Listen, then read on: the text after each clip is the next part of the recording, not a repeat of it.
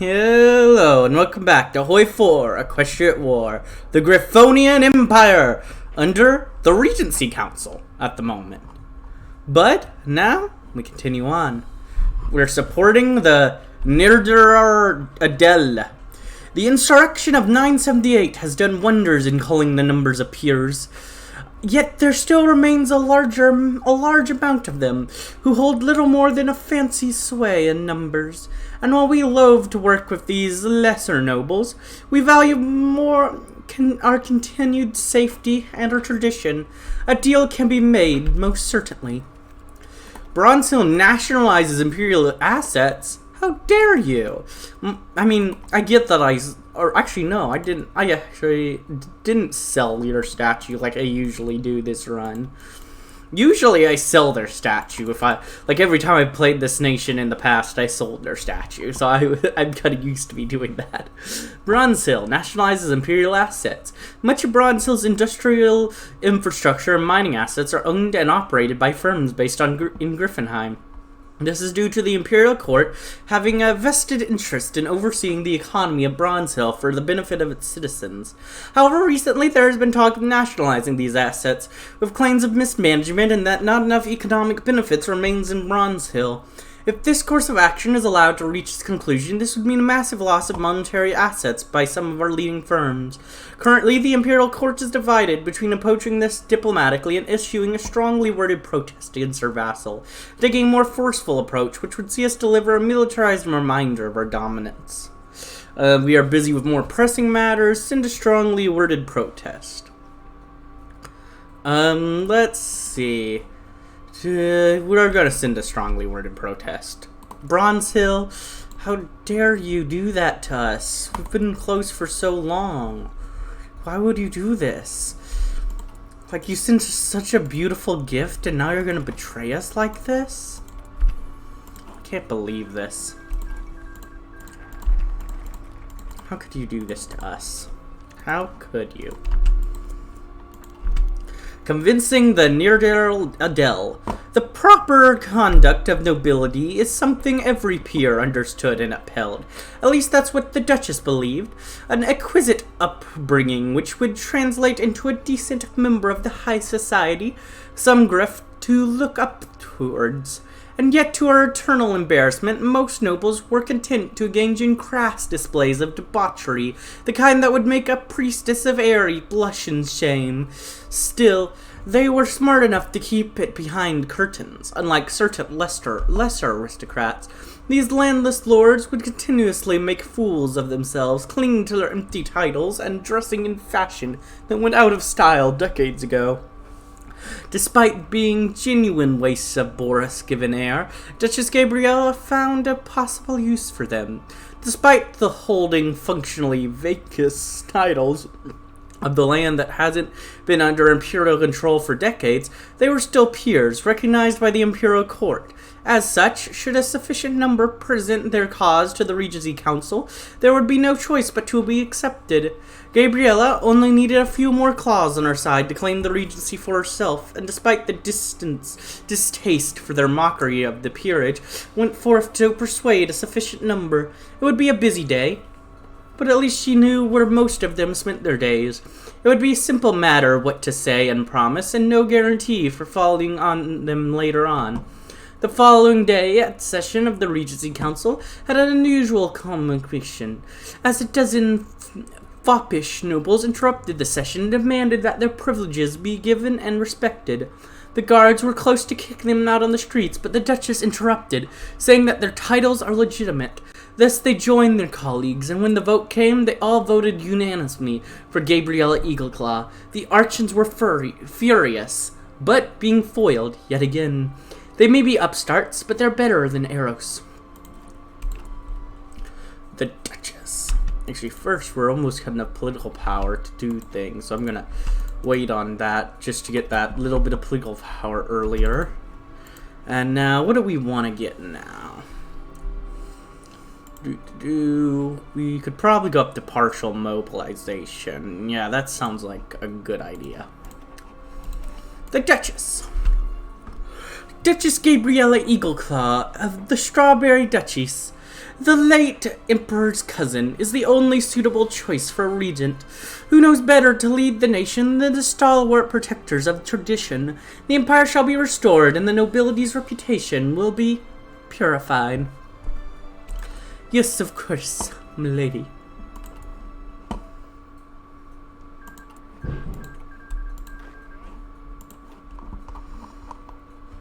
Alright, let's go ahead and upgrade you guys. Good.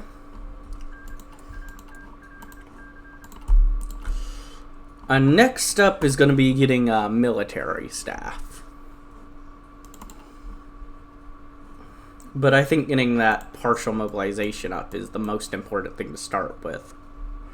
And yeah, I'm going to be rushing down here to get literacy going, and I gotta deal with these bloated bureaucracy because that's so much political power I'm losing out on.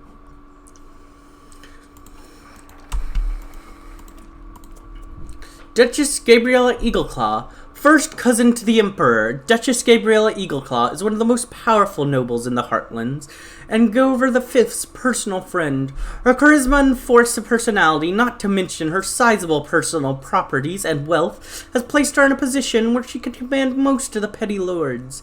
She has always championed for the cause of her peers, but she is not blind to the plight of the common Griffin and wishes to introduce limited reforms to the system, genuinely wishing for the people to have a good life. Proud of their country, all she does it to honor her friend, the late Emperor, and holds in contempt the Archons, believing that they'll ruin the country with their dangerously radical ideas. Until the Emperor's son is old enough to ascend to the throne, Gabriella balances her many responsibilities and leads the Empire to a new dawn. We must deal with the bureaucrats. Oh, but first we're gonna meeting the Emperor. Grover, my child, could you please come out from your room? The newly minted regent of the Empire, Gabrielle Eagleclaw, pleaded once again to the closed door. It was a grand success of politics to have come this far for sure, and the look on Aerys' face was priceless, but Gabriella now had a more personal conundrum to deal with. The young Emperor must be protected from things he could not truly understand yet. Where's Daddy? I want my daddy back. The young Grover sobbed in his chambers. Gabriella could have easily gotten the door removed, but she didn't want to force the poor chick. She had to be motherly. Grover, I will explain everything if you allow me to come inside. I promise it will be better. She spoke calmly and soft and slowly. The little scheme was a success, and the doorway slowly opened. Gabriella did not have a moment to observe the insides before she was pounced on by her weeping nephew. Quickly she embraced Grover and placed a claw on his head, comforting as best she could. Auntie Gaby? Why can't Daddy come back? He was okay some time ago. No Griff relished the experience of death, Gabriella thought inwardly. My dear nephew, your father was strong and wise, but he is in a better place now. Which means you're Emperor now, and I will be your regent. Reject? What's that? It means I will be handling your more difficult duties until you grow up and become a proper adult. Your father would have wanted this. He was a very dear friend to me, too. Okay, but I still miss Daddy. We all do. But we cannot spend all day crying. There's much work left to be done. Would you like to come with me to the throne room?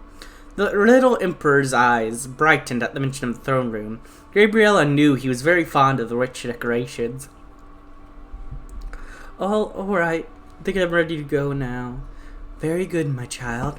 Make yourself presentable, and we'll get going. You're in safe claws now, little Grover. Yay! Deal with the bureaucrats. Due to our fairly outdated and overly complicated bureaucracy, doing anything official within our borders takes weeks or even months.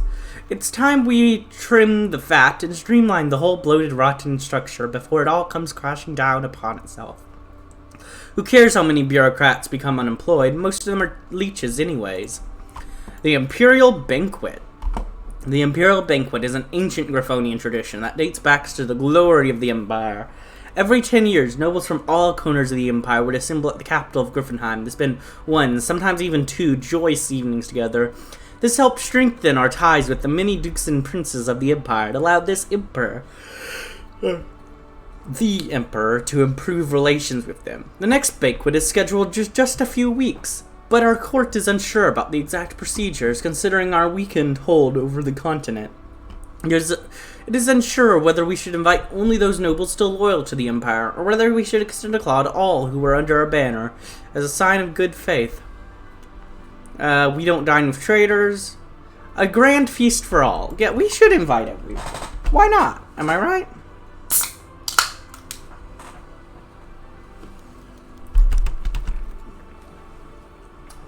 Oh. The last night made a rather disappointing and poor sight. Of the many nobles that were invited, only a small fraction decided to accept. Duchess Gabriella, Eagleclaw, and young Grover, the six, attended as well, and attempted to lighten the mood in a rather empty-looking halls of the Imperial Palace. The grand feast marked the end of the celebrations, yet many places on the table remained empty. The regent thanked every griff that showed up and cursed all of those that remained home under their breath. I mean, hey, we improved relations with a whole bunch of places. That's good. Some of them probably won't be willing to actually come up under us peacefully, but, you know, we'll deal with that if it comes to it.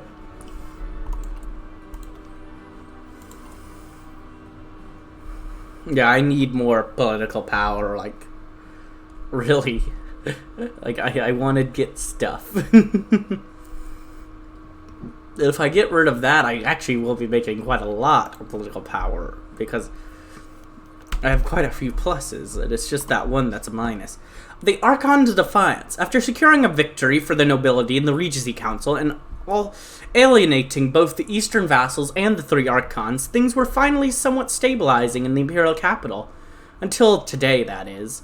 During a regular meeting of the council, Archon Ares and Proteus promptly denounced Duchess Gabriella and her allies as heathens and traitors, and later left the capital. They were shortly afterwards joined by the Senator of Ramau, Rector Magnificus of Yeldum, and the Baron of Agraver. Several hours after these events, they all formally declared their succession from the Empire. Soon news arrived from Oldwingburg as well, about the local peasant council refusing to recognize a noble as the regent, and formally declaring independence. Meanwhile, Catherine remains ominously silent, and no one knows what is taking place in those dark marshes. And yeah, these guys all say bye-bye, and we're like, aheg, bye. Though I think, let's see, the other side. Okay, yeah, so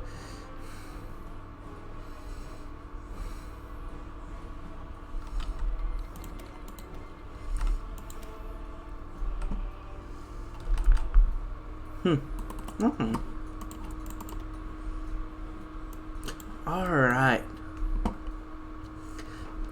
Well, this is going, alright, I suppose. It's fine. It's fine. Look, everything is completely and utterly fine. Start a literacy campaign. Without modernization, our empire will crumble. Oh, yeah, I've read that event so many times at this point. However, we can't hope to modernize without granting our people more education. It will take some time, but we must start a literacy campaign now rather than later. Every temple shall offer free education to all griffins, so anyone can learn to read and with enough dedication, write. Of ponies and changelings. The mornings of Griffenheim tended to be surprisingly peaceful. It seemed that despite all the hustle and bustle of the city, the griffins still valued their slow mornings, and as such they tended to become quite alarmed when something out of the ordinary happened. That is exactly what happened this morning, as an equestrian tourist ran desperately through the streets. "They are coming! Run! Run, every pony! Run for your lives!" Their screams echoed throughout the massive streets of the capital and caused caused quite a stir. Mistakenly, many assumed that the treacherous communists had staged an uprising, or that the Wingardian Commando group had been sent to assassinate the Emperor. As the pony ran through the streets, they eventually reached the Imperial Palace, where they claimed to have information on a grave security threat. After eventually screaming their way in, they forced themselves into the Imperial meeting room to speak to, or more likely scream at, the Regent. But as they opened the doors in the meeting room, the pony fainted out of shock and left the Regent and changing ambassador, which the Regent had been meeting with, quite shocked. After recovering, the pony claimed they had spotted changelings ready to attack, and that they could be disguised as anyone. Of course, this all happened in front of the changing ambassador. The pony was shortly escorted out and told to be more tolerant and friendly to other races. How rude. Yeah, come on. The changelings are nice sometimes. I mean, literally, they are. They're literally this place that's harmonic. But even outside of there, like, you should watch the show. You know, it's got some definite examples of some nice changelings. So, you know, racist.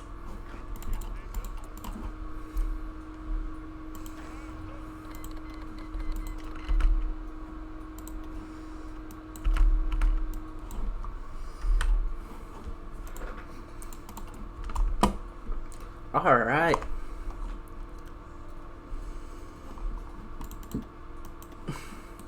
Thank you for staying on my side, you guys. Well, you're literally me, but...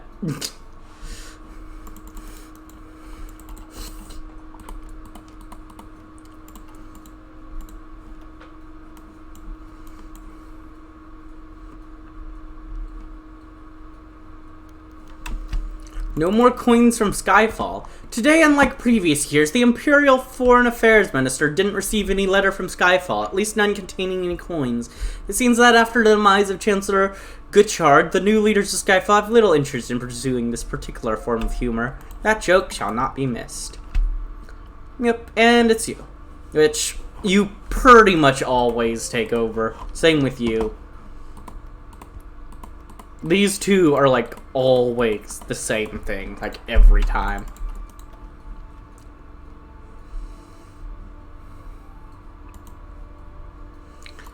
Let's establish the Industristrat.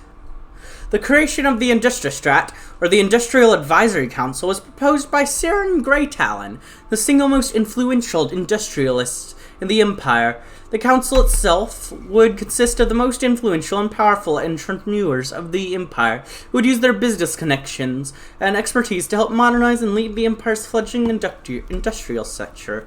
Bronze Hill breaks with Griffenheim? What? Why would you do this to us?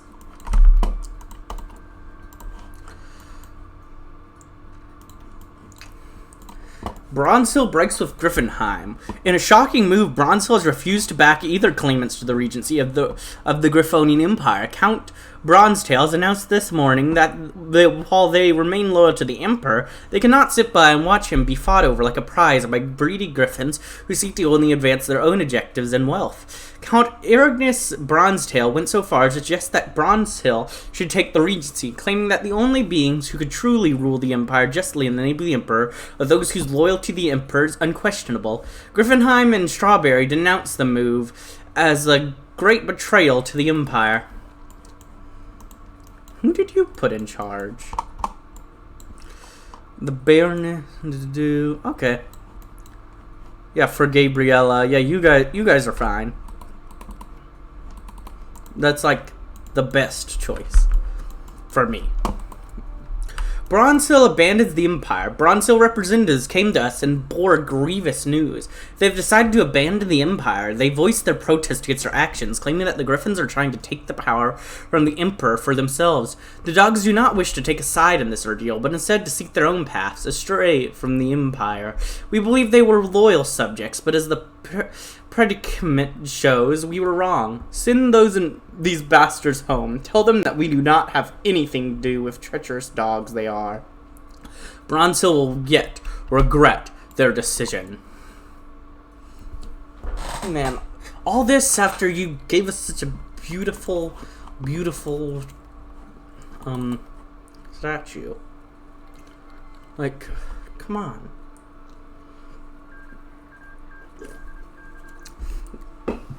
Okay. You attended our banquet. We accepted your gifts. We were like the same ideology. Like, why would you do this to us? You jerks.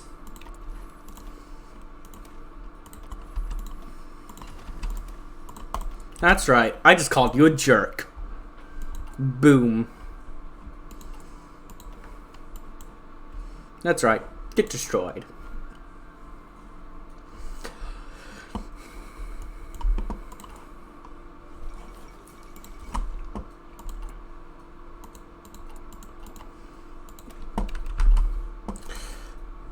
I need more army experience. Get it faster, please. Do it. Do it faster. Get it faster. Just do it. Just make it happen. Ooh.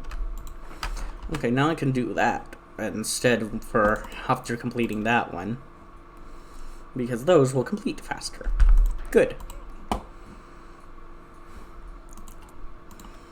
Good. Build.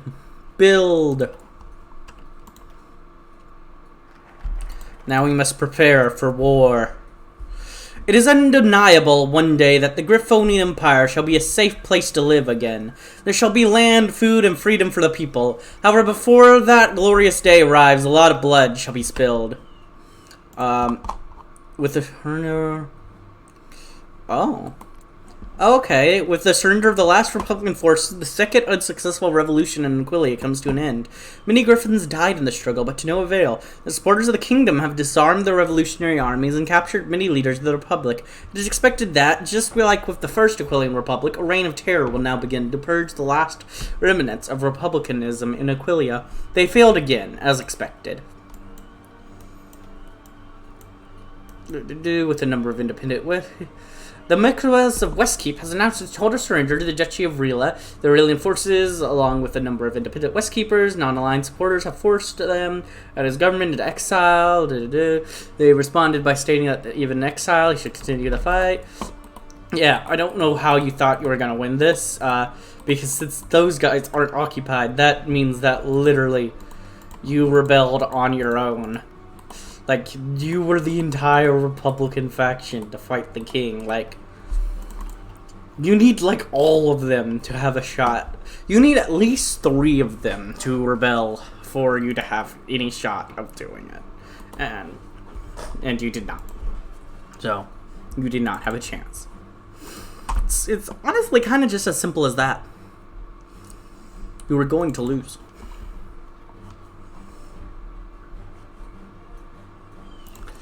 Alright, now you do that, and we'll fill up these night division. That is step 1 to our build up. And I would like to go ahead and get the max number of knights if possible.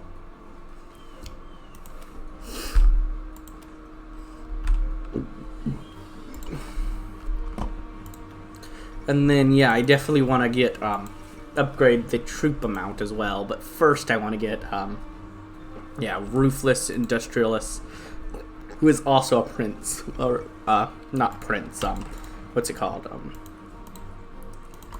Actually, yeah, Prince of Terror.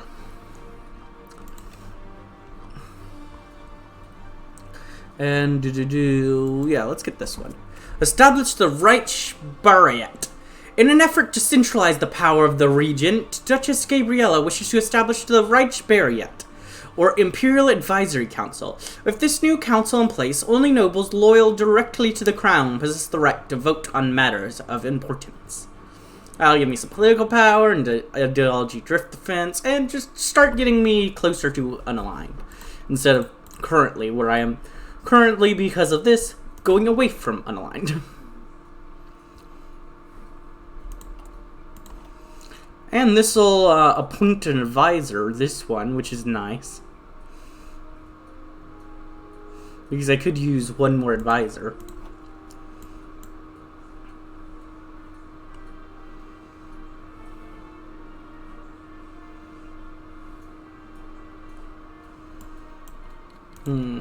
So where am I supposed to attack the dogs now that they've betrayed? Oh, here it is. Bring the dogs to heel. Got it. Because I've definitely played as them and not had the dog betray, so...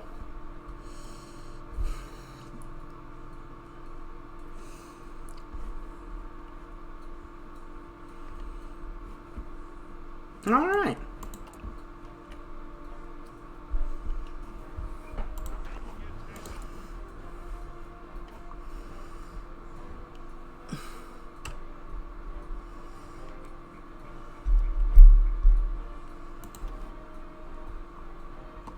And next we're going to be doing the area's new choice, Chosen. And we have the Council of the Nobles. The Reformed Council of Peers advises and assists the region in ruling imperial domains, with checks in place to prevent a repeat of the past disorder. Disaster. Yeah. But I think this is a good time to go ahead and end this episode. If you enjoyed, like, comment, subscribe, and hit the bell button. And as always, peace.